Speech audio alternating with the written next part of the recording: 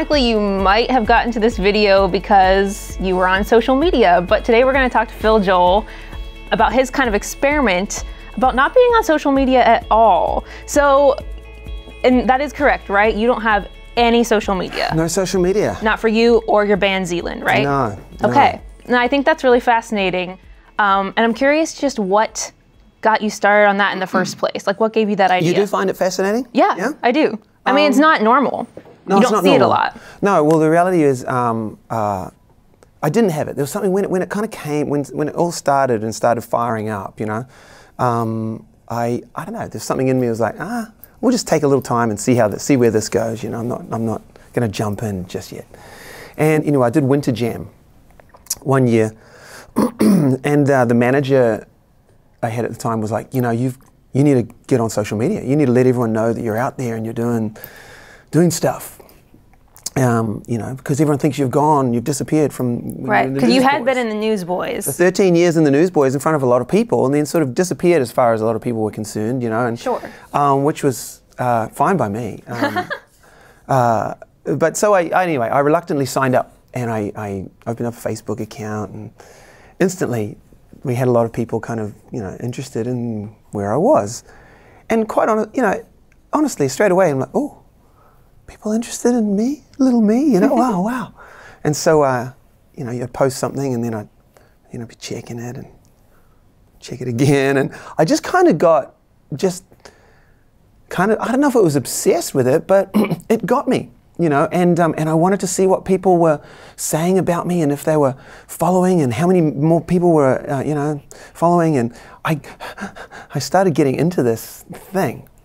I went home one week, and you know, I'd been on the social media thing for what, a few weeks, and my family sat me down basically like for an intervention, you know, and they were like, "Dad, we don't like you on social media." Oh no.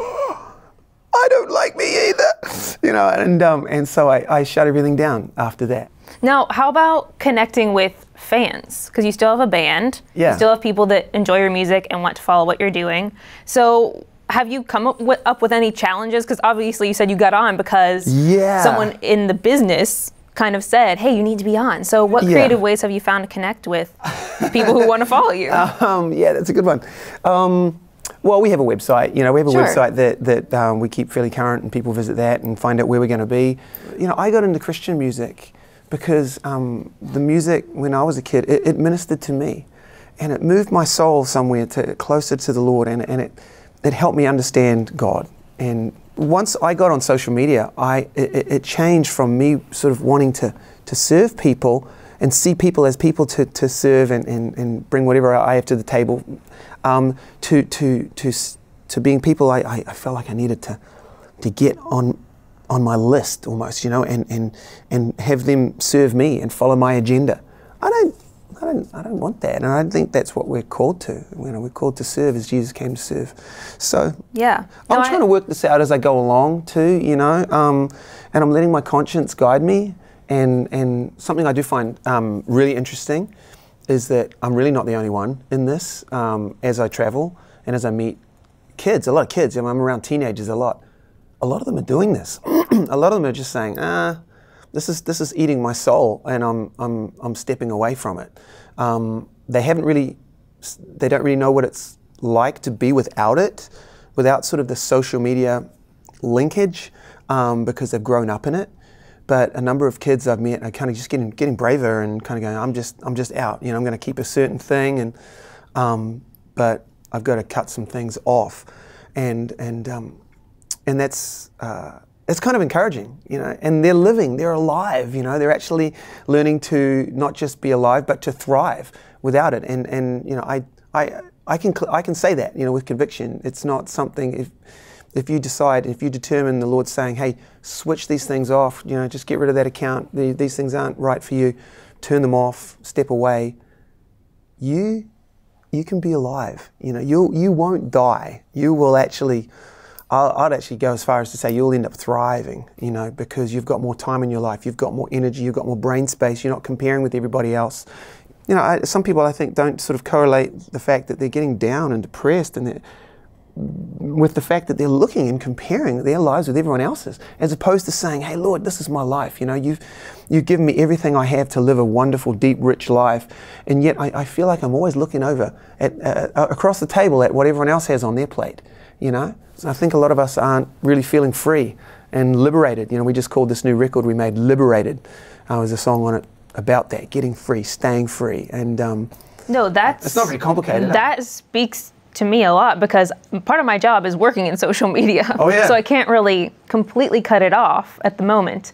But I have heard the Lord speak to me and say, you know, you need to put limits on it. Yeah. And it's so true. That's what makes me free. If I'm not putting a limit on it, it so easily consumes. But if I say, okay, no, tonight I'm going to like leave my phone in the other room and do something else, then you're free to do what you're meant to do and what the Lord's calling you to at the time. So I really like that approach. Yeah, I think it's important. I mean, that's our life. Our life is meant to be fully integrated Christianity, faith. You know, it's not just us walking by ourselves and then, okay, Sunday we bring God in and, you know, these moments.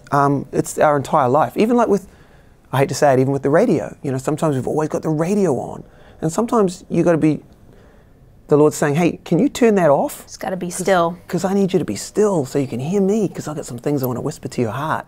Now, you said you were writing a book that this might be kind of part of. Do you want to talk about that at all? Yeah. It's called Redwoods in Wales.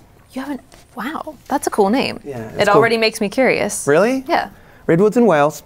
And so it's about this experience I had out in California and the things the Lord showed me through it. I'm out there sharing the good news of Jesus, that we can be free of the world and its systems and all of these things that entangle us. We can run this race and enjoy God this side of heaven, you know, and live an abundant life. And so if I'm preaching that, I also have to, you know, sort of say, hey, that freedom is available, but let's also look at some of the things that may be ensnaring us and entangling us. And I believe one of those things is social media and our overuse of it and our dependency on it and I believe it's just becoming, it's taking more than it's giving. And yeah. All right. You'll have to. All right, well, I'll have to finish it and then I'll have to get you. You'll have to come back and we'll talk about it. Yeah. Redwood in Wales. Redwoods in Wales. Great. Well, thank you so much for just telling us about your life and being really open about this journey you're on. So. Well, thank you for my coffee. It was very good. You're welcome.